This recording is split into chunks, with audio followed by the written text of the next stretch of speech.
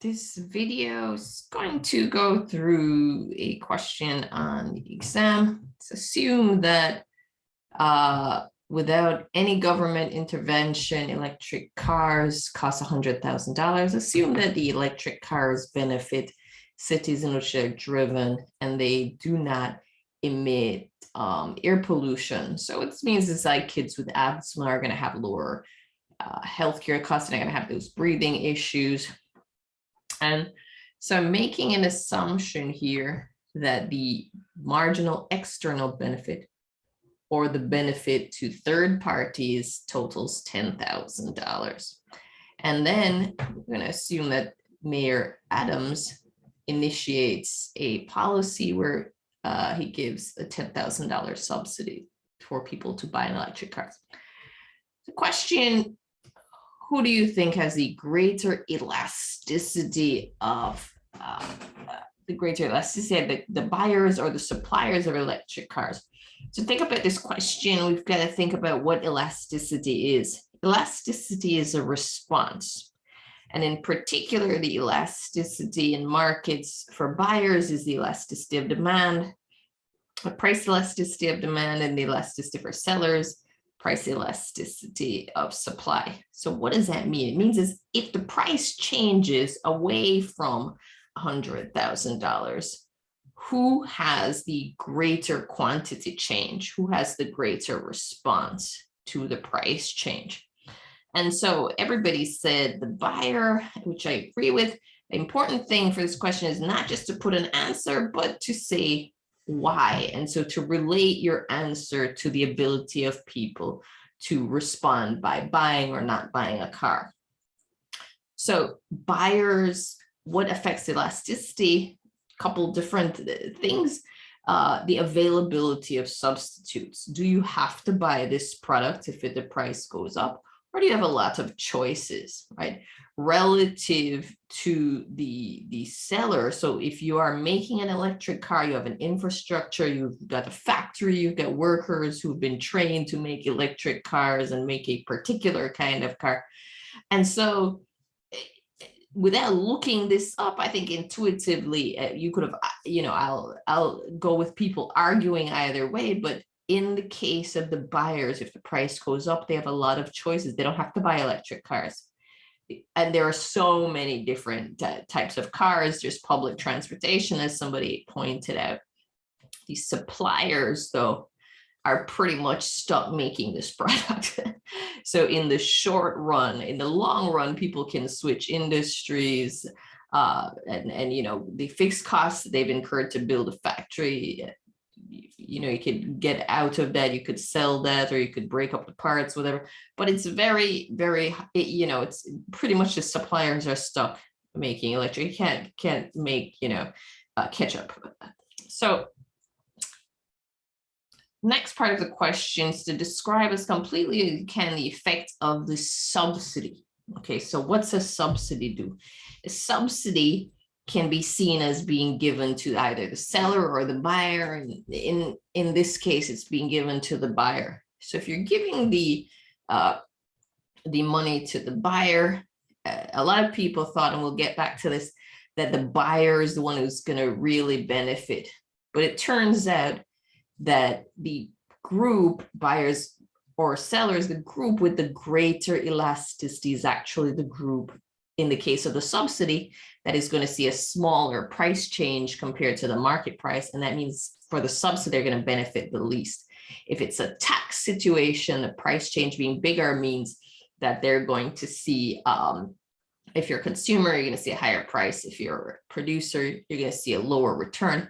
And the price change is going to be bigger for the inelastic group. It's going to be smaller for the elastic group. So with the subsidy, that price change relationship in response to a subsidy, it's going to be the same thing. So both the buyer and the seller benefit if there is any kind of elasticity on both sides. But who benefits the most?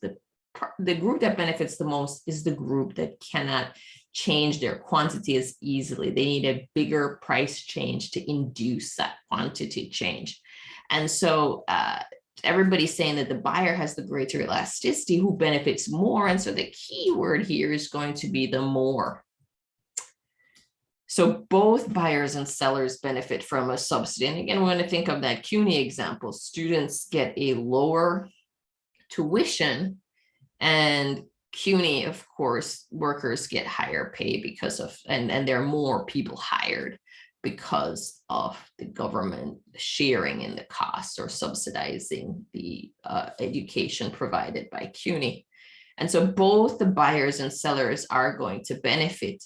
The difference for the more is if one group is more elastic, the price change that will induce that quantity increase, that this policies, we want more people to buy the electric cars, and we want more people to, of course, make them, and people to switch into making them from other kinds of cars, maybe, or even from other industries, or to enter this industry over the long run. So the case of the more, and we'll see it in the diagram in a minute, is that you really, the big thing is who benefits more, and it's going to be the sellers, not the consumers.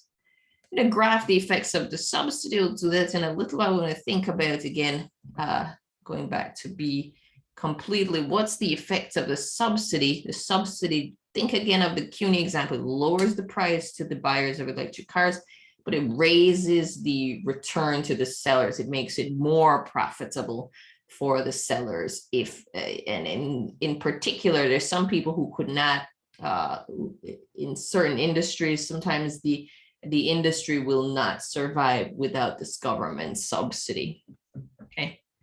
And so graph the effects, that lower price for buyers, that higher price for sellers, that increase in the market allocation of resources to electric cars. And very, very important, which a lot of people didn't talk about, this is a cost to the taxpayers, okay?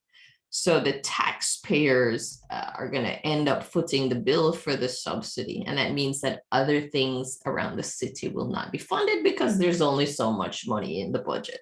You can't just spend it's things that you have to make choices as the government. So the other thing I'm glad to see people mention is the externality. There are people who are not going to get sick if there are more electric cars because of pollution. Some people make the argument that you want the electricity generated by renewables as opposed to fossil fuels. But that electricity generation is not happening really in the city, right? You know, if there's a wind farm that's producing something somewhere else, or if something is being burned, so it's not happening necessarily right here. Okay, so before we get to the graph, I want to talk about the how do you think income inequality is affected? And so we have to look at who the winners are and who the losers are, and see, are they rich or are they poor? So income inequality talks about the gap between rich and poor, and it turns out that you might be able to guess $100,000 is a lot of money, even with a $10,000 subsidy, which is not the case, if the buyer was to benefit fully from that $10,000, what's going to happen is that its car would have been $90,000. If that's the case, unfortunately, you know, the person who can afford a $90,000 car is not a poor person, okay? What about the companies that make electric cars? So look at the workers of companies that make electric cars. These are not people who are, these are not bad jobs. Okay, these require a lot of skill. These are good jobs. Okay, and so the people who are receiving the money are not poor. Okay, generally speaking. So the question is, what about the tax dollars? What are we giving up? And we have to start to think about the choices that we made. I remember, and I know teachers who do GoFundMe to try and fund little things that they think will be nice for their class, or schools having fundraisers to try and fund different projects in their schools. So if we're giving money to this program, we have to think of the opportunity cost. What are we not funding? And so I have a kid in school. I see teachers trying to get money from parents. I see schools doing fundraisers. This is money that's not going towards it. The question is, if they didn't do this policy, would there be something else? The question is, what are the trade-offs? What is it that we are giving up to fund this? Okay. And if it is some kind of program that helps poor people, then this is going to increase income inequality. So it depends whether the winners are rich or poor. And it also depends on what tax dollars that are being used for this are not going to fund.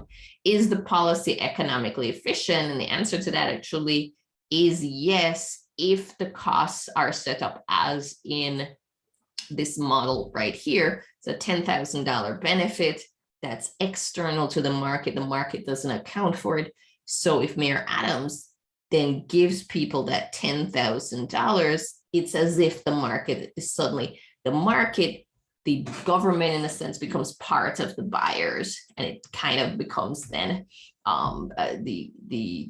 it corrects the market not valuing the benefits of this this particular product.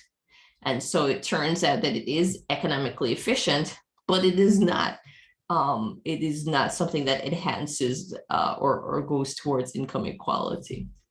Okay, so we're going to go now to whiteboard. I'm going to draw what everybody said, which was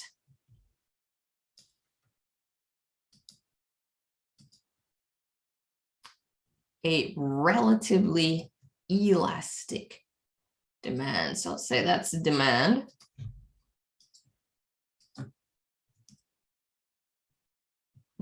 Private demand is what the buyers are willing and able to pay.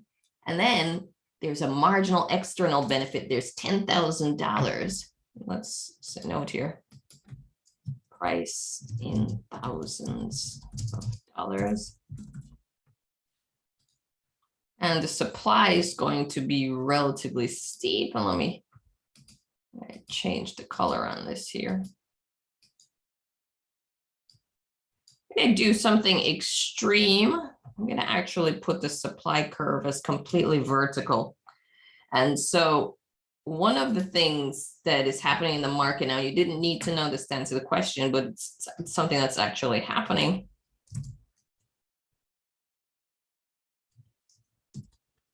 All right, well, actually, this is not a competitive market since let's put reflects costs, including opportunity costs. Right. But what's happening now is that so I recently tried to buy a car, and one of the things we're told is that they cannot order any new vehicles. The supply chain right now, it's almost at a standstill as parts of China are being shut down due to another round of COVID. So the market price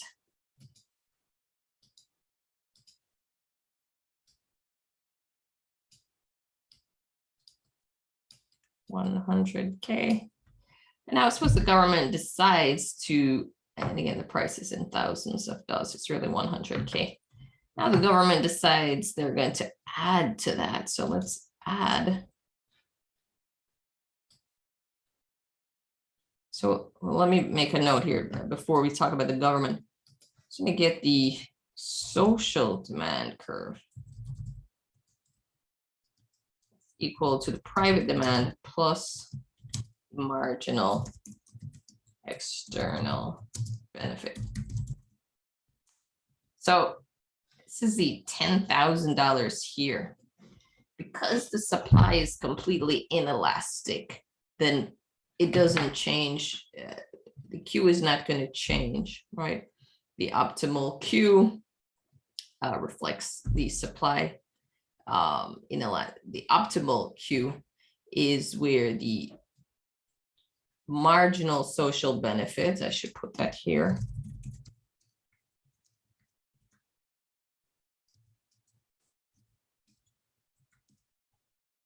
Right, is greater than the cost, and the supply curve at this point, the inelasticity means that it doesn't really matter what price you offer people. They can't increase at this time. They just can't increase the amount of cars available. And it may or may, I don't think it's as bad as all of that. We hear from people that things are coming in. It's just very, very hard. So this is extreme, and I'll do it to have some flexibility, but still be inelastic relative to demand. So I want to kind of show the extreme thing to talk about the benefit, what happens with a subsidy.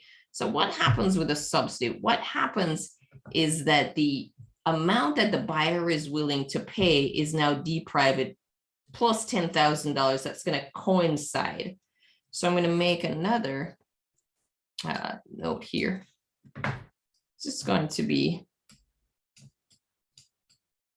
D with subsidy. So the subsidy is what's known as a corrective subsidy if it actually accounts for the externality. And the idea is that what you want to do is internalize in one of the market participants the difference between the social and private benefits. You want to make sure that the market participant, basically, if there's a greater cost with a negative externality, whoever is imposing the cost bears it. If there is a benefit, you want to somehow get people to realize that benefit, or at least not have to pay for it.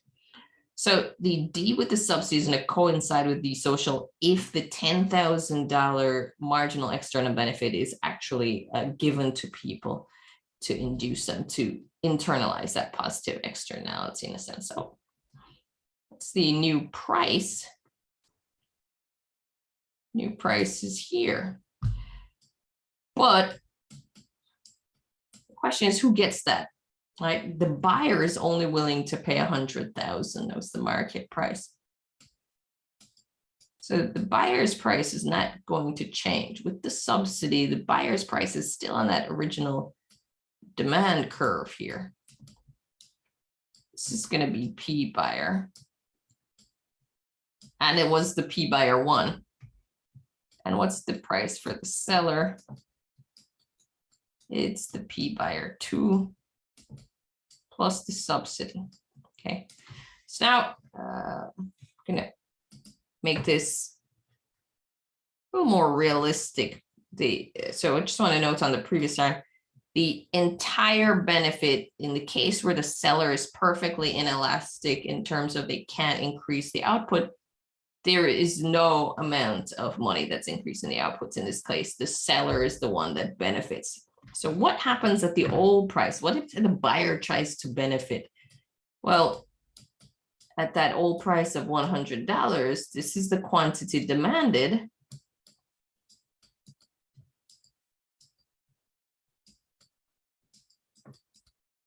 But this is the quantity supplied. So you're going to have, and this is both 1 and 2, what you're going to have is a surplus. And with the surplus, we know what happens. There are, not a surplus, a shortage. So the shortage means that there are more buyers than sellers, the price is going to go up. So having bought a car recently, we just got to see close up. You didn't have to know this for the exam, but just check it out. If you know somebody who's going to buy a car, there is now a sticker price on the car. When you go look at the cars, there's a printout. This printout, they were making money at that. And there's now a market adjustment. And because of the supply chain issues, there is not, there's not a shortage of cars in the sense of there's not enough cars. What has happened is that there's a market adjustment that is $10,000 above asking price right now. And the dealers we went to said that in some states it's $15,000. And so what they're doing is they're raising the price, just like here.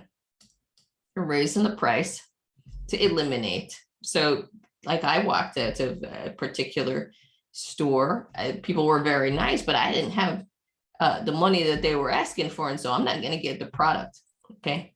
And so who's going to get the product? The people who are willing to pay, and the people who value it the most are going to pay, and the other people will not get the product. Let's go to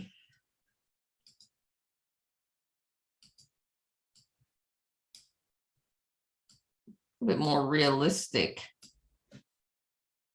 So I'm going to still have a relatively flat demand curve. And I'm going to have to change the colors a little bit. So the social demand curve.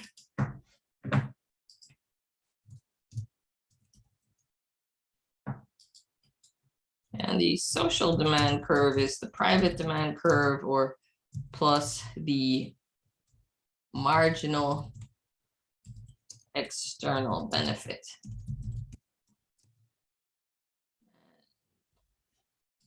That was $10,000. The vertical axis is the price per car in thousands. Just my quantity of cars. And then I'm going to have my very, very inelastic supply curve, but it's not going to be totally inelastic.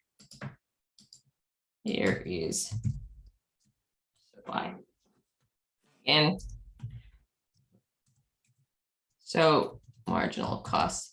So one of the things that has to happen now in this economy, we're seeing it a lot more closely, is that the cost of shipping goods from China, which has huge amount of car parts in the supply chain, has risen dramatically. I'm reading costs going from $2,000 for a shipping container to $20,000, and it's still very, very high.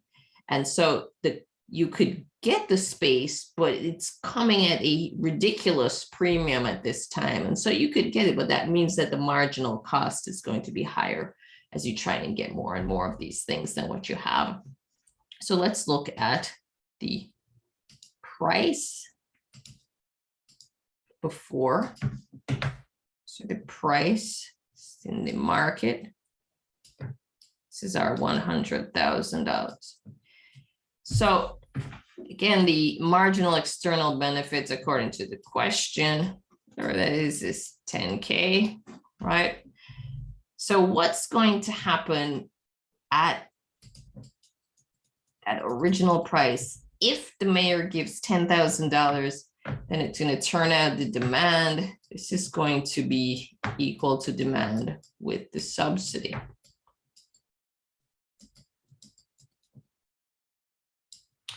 And so if the consumer tries to keep it, suppose you're a consumer, you get $10,000, you think, oh, I'm going to pay $90,000, or I'm going to personally, and then I'm going to take $10,000, but I'll just keep it at $10,000. What's going to happen is going to be more people who want to buy the cars. That's what's happening now. Then there are cars. And so if you are trying as the consumer to keep that subsidy, you're not going to get the car. So the price is going to be bid up, but if both the supply and the demand have any kind of elasticity, it's going to happen the new quantity. So here's our original quantity here. It's going to be a new quantity, but that new quantity, even though it's going to be more than it would be. So if there's more money in it, then the people who are asking to the 20,000 for the shipping container, those car people, if they know that they can get the money back when they expend the cost to get the parts here and they get the cars shipped here, they're going to do it if they know they have the buyers in the market, right? But what's the customer going to pay? They're going to pay what's on the demand curve. So seller going to get the seller. So this is the PB2. The seller is going to get PB2 plus the 10,000. So very, very important here. It's not, you look at the benefit, right? And let me actually shade this. So what's the amount of the subsidy, which is a transfer? It's a transfer to, see what color we could use here. Let's see. Subsidies here, this is the size of the subsidy per unit. What part of that goes to the consumer? The difference between the price they paid before and the price they pay now, what part goes to the seller. Right? And it's because of the relatively inelastic supply. They need a big price change to pay to cover these costs. The inelasticity reflects steeper costs as you try to go and increase your output, and they have to be compensated for that in order to increase production. Okay. I think we answered all of the questions.